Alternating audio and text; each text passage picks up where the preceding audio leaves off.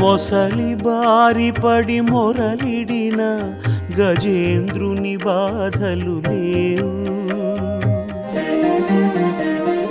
రక్ష రక్షయని ప్రార్థించుటకు ద్రౌపది దుస్థితి లేదు.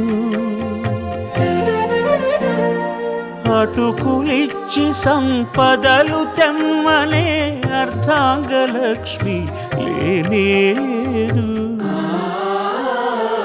అడగకున్నా అన్నీ ఇచ్చేవాడే నా వాడని తెలిసి ఏమని అడగను, ఏ వరము నిన్ను కోరను. కృష్ణ కృష్ణ కృష్ణ ఏమని అడగను.